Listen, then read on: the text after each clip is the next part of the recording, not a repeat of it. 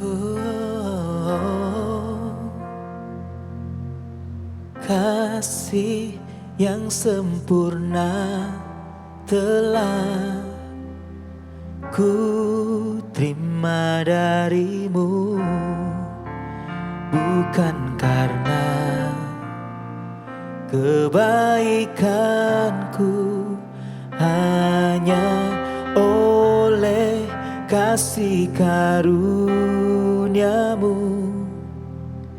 Kau pulihkan aku, layakkanku untuk dapat memanggilmu Bapa. Kau beri yang ku pinta, saat ku mencari, ku mendapatkan.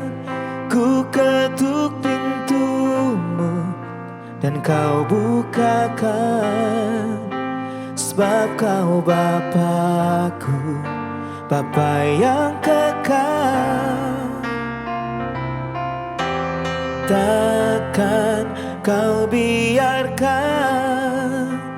aku melangkah hanya sendirian.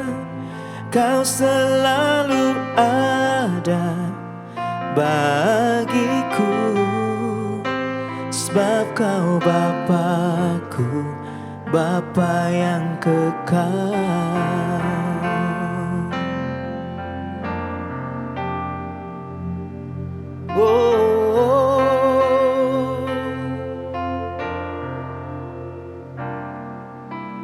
Kasih yang sempurna telah ku terima darimu, bukan karena kebaikanku,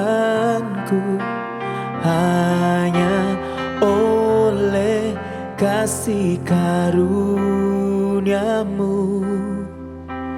Kau pulihkan aku dan layakkanku untuk dapat memanggilmu Bapa.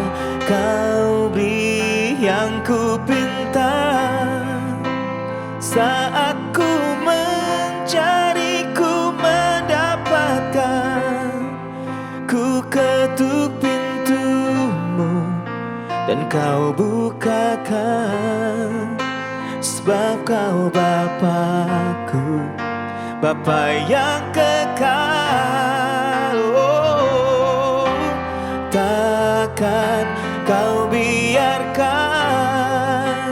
aku melangkah hanya sendirian. Kau selalu ada bagiku, sebab kau Bapakku, Bapa yang kekal. Kau beri yang ku pinta, saat ku mencari, ku mendapatkan.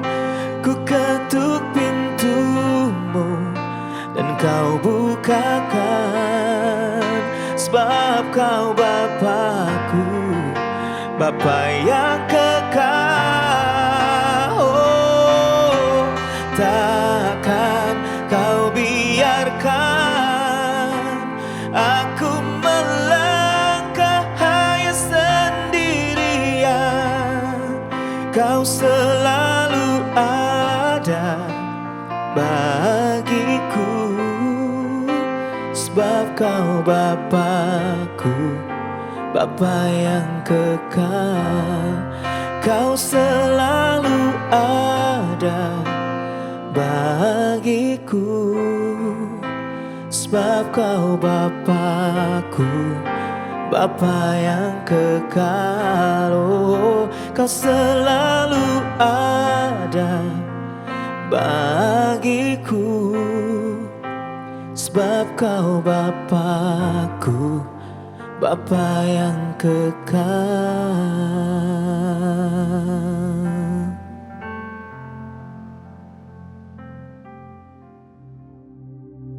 Shalom saudara-saudara, kembali ke renungan kita pada hari ini. Dan hari ini diambil dari Keluaran 33 kalau kita baca dengan judul perikop, Musa meminta penyertaan Tuhan di gurun. Saya akan bacakan beberapa ayat dulu.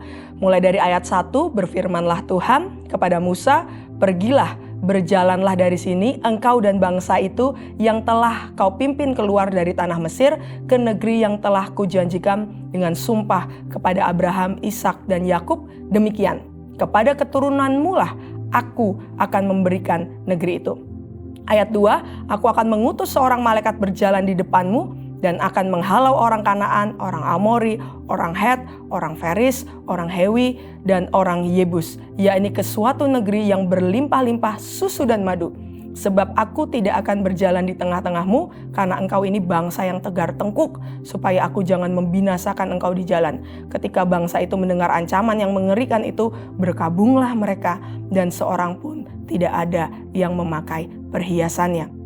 Kalau kita ngelihat sedikit latar belakang dari pasal ini, pasal sebelumnya sedang menceritakan ketika Musa ada di Gunung Sinai dan ternyata bangsa Israel di bawah justru menyembah berhala dengan perhiasan-perhiasan yang mereka kumpulkan, mereka membentuk patung dan mereka menyembah Allah lain. Jadi di sini dikatakan bahwa bangsa Israel ini bangsa yang tegar tengkuk, bangsa yang keras hati, bangsa yang bebal. Dan sampai dikatakan ketika Tuhan berfirman kepada Musa untuk pergi berjalan menuju negeri yang sudah dijanjikan yang berlimpah susu dan madu, tapi Tuhan bilang malaikat yang akan berjalan bersama dengan bangsa Israel dan Musa. Dan memang akan menghalau semua musuhnya bangsa Israel. Ada Kanaan, Amori, orang Het, Feris, Hewi, dan orang Yebus. Tapi Tuhan tidak akan berjalan bersama dengan bangsa Israel. Karena kalau Tuhan berjalan dengan bangsa Israel yang tegar tengkuk, maka Tuhan juga akan membinasakan mereka. Karena balik lagi, dosa memang pasti memiliki konsekuensi, tidak bisa dihindari. Tapi justru hari ini yang kita mau belajar dari seorang Musa yang ketika ia mendengar firman Tuhan datang kepadanya, walaupun malaikat akan menyertai, berjalan, mereka akan memasuki negeri yang berlimpah susu dan madu, bahkan musuh-musuhnya akan dihalau, dihancurkan. Tapi justru Musa tidak mau kalau bukan Tuhan yang berjalan bersama dengan bangsa Israel. Dikatakan di ayat 13, maka sekarang jika aku kiranya mendapat kasih karunia di hadapanmu, beritahukanlah kiranya jalanmu kepadaku sehingga aku mengenal engkau. Kita bisa belajar di sini bahwa fokusnya Musa bukan hanya berkatnya Tuhan, bukan hanya akan mengalami kemenangan dari musuh-musuh, akan masuk ke negeri yang berlimpah susu dan madu, bahkan ada malaikat yang menyertai. Musa nggak mau fokus di berkatnya saja, karena buat Musa yang terpenting adalah pribadinya Tuhan. Dan kita bisa melihat di sini bahwa seruannya Musa adalah, biar aku mengenal engkau, beritahukanlah jalanmu kepadaku. Di sini kita bisa melihat bagaimana roh Musa itu menyatu dengan rohnya Tuhan. Bagaimana pribadinya Musa itu betul-betul dikatakan melekat, betul-betul dikatakan berserah sama Tuhan. Dan dikatakan di ayat 15, berkatalah Musa kepada Tuhan, jika engkau sendiri tidak membimbing kami, janganlah suruh kami berangkat dari sini. Wow, luar biasa.